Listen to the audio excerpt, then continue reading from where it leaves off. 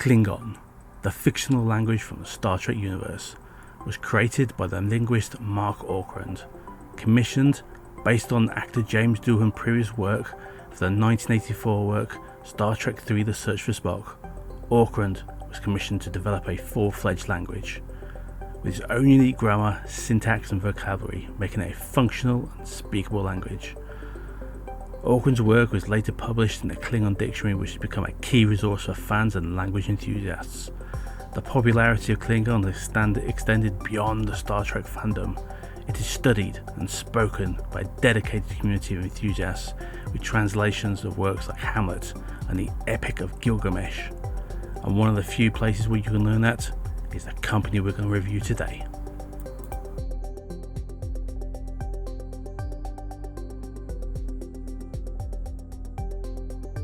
Hello, and welcome back to Tech I Spy. In today's episode, we dive deep into a comprehensive SWOT analysis of Duolingo and its investment potential. We'll explore the market Duolingo operates in, provide an overview of the company's history and financials, and then move into a detailed SWOT analysis. Let's crack on. Duolingo operates in the online language learning market, a rapidly growing segment within the broader of the edtech industry. The global online language learning market was valued at approximately $12 billion in 2021 and is projected to reach a stunning $25 billion by 2027, driven by an increasing demand for multilingual skills in a globalized world, and the convenience of digital learning platforms has made this a key competitor in a space that includes Babbel, Rosetta Stone and Buzzle. Trends such as integration of AI, gamification and expansion of language offerings are pivotal in shaping this market. Duolingo itself was founded in 2011 by Louis van Aar and Severin Hacker. Duolingo has revolutionized language learning with its free gamified approach. The company launched its app in 2012, quickly amassing millions of users thanks to its engaging, game-like interface. Now we're going to do a SWOT analysis of this company, so we're going to check out the strength of the company, the weakness of the company, the opportunities in the market for the company, and any threats that the company is out there from the market. See what we can find. As with a lot of early startups in the tech industry, Duolingo had a freemium model and is one of its most significant strengths. By offering a comprehensive language learning platform for free, Duolingo has democratized access to education. This model is alleged to attract a vast user base, while premium subscriptions and ads provide the revenue. This approach seems to have allowed Duolingo to reach 74 million active users and 20 million daily active users as of around 2023, according to Duolingo itself. There's a strong user engagement, and the gamification of the actual app itself creates amazing engagement in the learning experience. The platform uses game-like elements such as streaks, rewards and leaderboards to make language learning engaging and fun. This is quite normal for a lot of apps, and it's been quite a key feature for a number of reasons. The introduction of features like the streak freeze, which allows users to maintain their progress despite missing a day, is a testament to the innovation in retention strategies. Very important in this very competitive arena. Recently, we started to use artificial intelligence. It leverages this artificial intelligence to personalize the learning and experience for each user. The AI adjusts the difficulty and types of exercise based on the user's progress and performance, ensuring an optimized learning curve. The use of AI not only enhances the user's experience but also makes the learning process more efficient.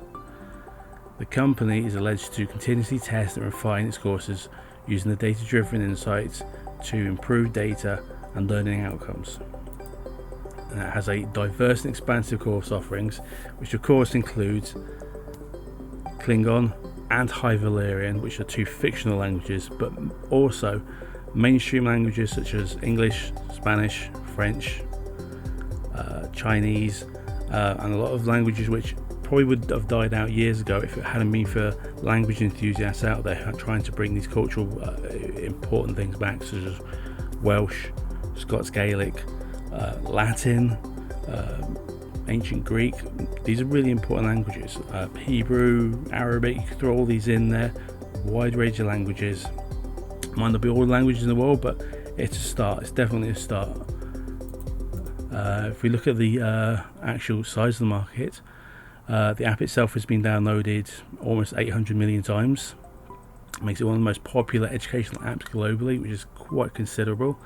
Has expanded into new markets across the world, Europe, America mainly, but some Asia, some Africa. Financial performance, which is the most important thing, though we never go into too deeply, but we do like to know that there's the resources either being used for R&D or they're not being squandered. That's the main thing. So if we look at the health, the financial health of the company, in 2023 the company generated 531 million in revenue, which is a 43% increase from the previous year. It's very good. There's a lot of financial strength in this company by the looks of it.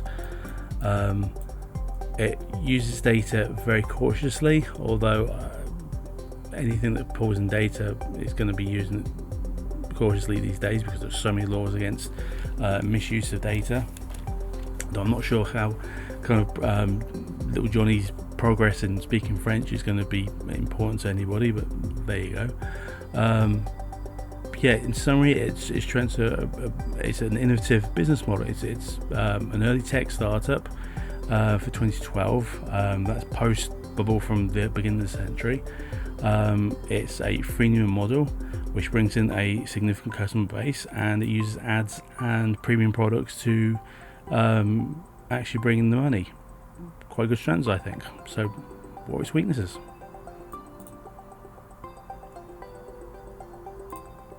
So if you look at the challenges and the criticisms that could potentially impact the company itself, there's considered to be a lack of depth and practicality in the language it learns. Language learning, I should say. One of the most common criticisms that I've found of Duolingo is that it lacks a depth in language instruction. Now I think this is basically to do with the quite basic learning outcomes that are coming from this. It's not, you're not going to be able to kind of argue politics with somebody from another from Klingon world or Kronos, I should say. You're not going to be able to go back in time and argue politics with an ancient Roman by learning Latin, but you're going to learn enough to get started and get your confidence up. There's basically some arguments over the teaching of grammar, which can be confusing and incomplete. For instance, users report that explanations of certain grammar rules, such as those in the Spanish course, are insufficient. I think this comes down to the fact that if, especially if you're an English speaker, English is considered to be these days an open source language, as Elon Musk put it, whereas most of the languages are basically fixed and locked in place and will never ever change. And trying to learn how to use another language with something that's very fluid like English is probably quite an interesting experience, going in different directions, if that makes sense. There's also problems with the kind of monotonous nature of the proficiency tests and actual boredom and disengagement of using it. Maybe people find it a bit too, the gamification too childish maybe, but if you're just learning out, I would have thought that'd be nice and easy. And then once you've got your confidence, then you go on to more advanced stuff. I mean, surely that's just people being a bit fussy. There's arguments with the data protection stuff. I've come across that on something called Language Learning Stack Exchange. I don't think that's a very good kind of weakness really for any company, but for some reason it does come up. And the big one is the inadequate cultural context, which for some languages like Arabic, it's a functioning part of an entire religion and politics. It doesn't really matter if you speak Arabic outside of the bulk of the religions and cultures. There's basically, it's the founding part of all that. I imagine you get it with a lot of other languages, but with the made up stuff, does it really matter? With the fun stuff, does it matter? And if you speak in French and Spanish, surely it's just the culture is going to be quite diverse anyway. and you just need to kind of learn language and go out there and talk to people to learn the culture. That's the way round you do it. Maybe people are expecting too much from Duolingo to actually kind of pour in another country's, another culture's entire identity into your brain while you're learning. It's just not going to happen. Maybe they're saying something else. If they are, we'll concentrate on another episode. But overall, I think Duolingo offers quite an accessible platform. But obviously, the shortcomings are going to be its basic nature of gamification education, rather than trying to kind of teach you a PhD in whatever language you want to learn. It's never going to do that. It's not designed to do that, and it shouldn't be designed to do that. So I think it is what it is. Now, if you made it this far, thank you for watching these videos. If you like the video, please hit like. If you're interested in coming back and watching more, hit subscribe. I try to put one of these videos out once a week at the very least, and we try to get a company that you might not have heard of, might not realize is an investable possibility, and we basically do a SWOT analysis on it and just leave you with all the information to see what you want to do and whether you want to invest in it or not. Okay, so let's crack on with the next part, which is the opportunities of the market for the company. Okay, so if you think about the nature of what Duolingo is, most companies could basically pull this up, and I don't think there's a USP which is in any way can be overwhelmingly copyrighted in such a way that nobody else can come in and do the same thing.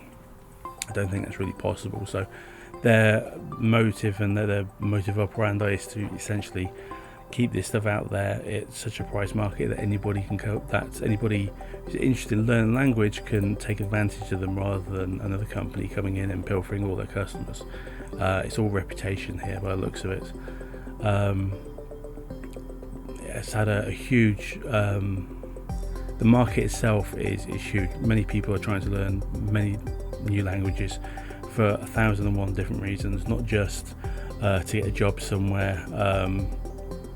Some of it's travel, some of it's romance, some of it's financial, some of it's just for the sheer fun of it. I mean, who's going to go to Kronos, let's be honest.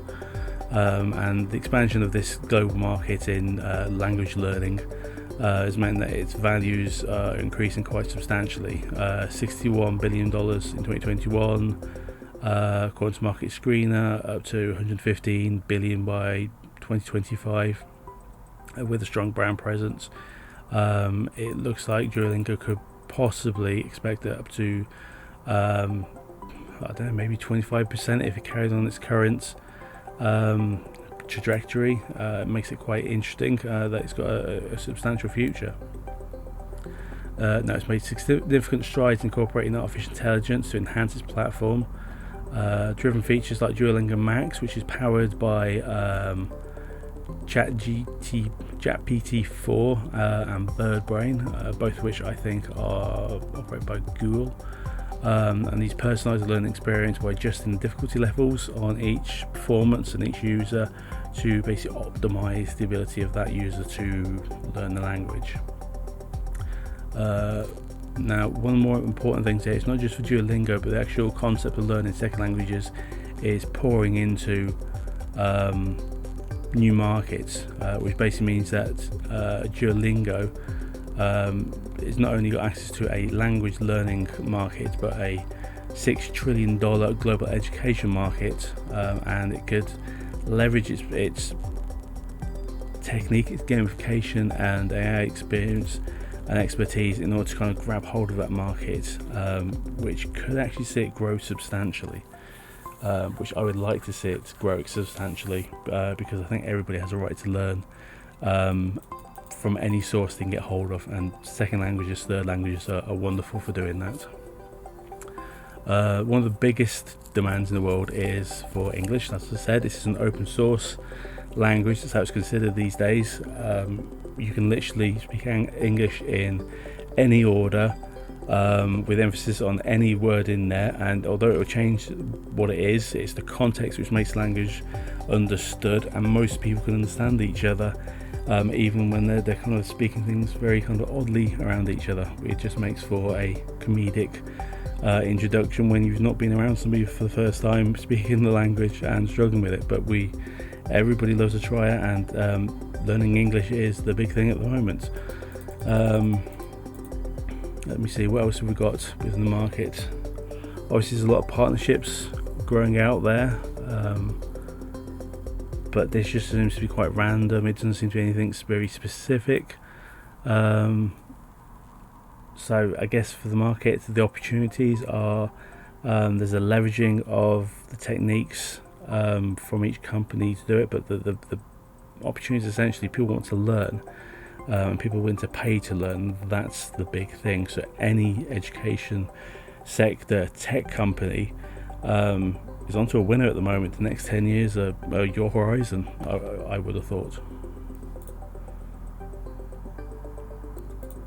So after all that, well, we're going to look at what the problems are with the market and where that could actually shut down a company like Duolingo. Although it's got a big niche within the education market, it's got a lot to kind of worry about. Intense competition. Like I said, it doesn't really have anything specific that can't be copied by somebody else. It has key competitors such as Babbel, Rosetta Stone and Busuu. They've each got their own USPs and advantages. Babbel, for instance, is known for its structured curriculum and real-life conversation focus compared to Duolingo's gamification approach. Companies like Busuu offer social learning features, which is really popular, with people basically being able to talk to each other and be corrected in what they're saying. Maybe if they all start copying each other, the best one would win, who knows. Other problems with the market for a company like Duolingo are the changes in language, in technical practices. Bringing in artificial intelligence will do them good, but obviously artificial intelligence can then also be used differently. People might start using it to learn languages. People already use Google Translate to learn what individual words are, even if they're not learning how to actually speak a language. And of course, you've always got that dreaded fish thing from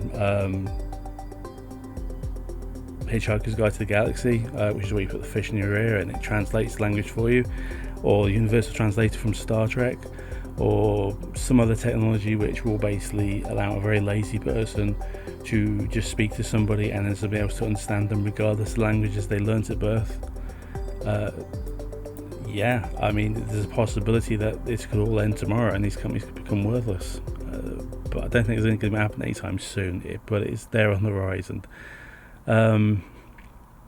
So what else have we got? We've also got problems with dependency on external platforms. Duolingo relies heavily on third-party platforms for distribution and revenue collection, such as app stores and cloud service providers.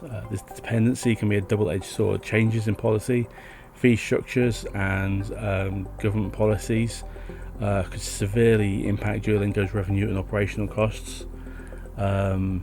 Apple and Google's app stores policies regarding in-app purchases and subscription fees change more often than you think, and really could throw off a business model based on those. So what we have market saturation, we have potential technology problems down the line, and obviously we have an over-reliance on a niche trading platforms in order to kind of make you money. So although it's a strong player in a rapidly expanding education technology sector, it's has potential for kind of tripping up, and when it trips up, it could trip up very, very hard. So in conclusion, Duolingo presents a compelling opportunity backed by strong user engagement, innovative use of AI and significant growth potential in a rapidly expanding market. The company's diversified revenue streams and strong financial health further enhance its attractiveness as an investment. However, Potential investors should be mindful of the competitive landscape, the technological risks and the regulatory changes, and Duolingo's ability to navigate through these threats of continuous innovation and develop strategic partnerships that allow it to maintain its market position. So Duolingo offers promising prospects for growth and returns. However, these can be easily wiped out by some quite basic changes in the market and its competition.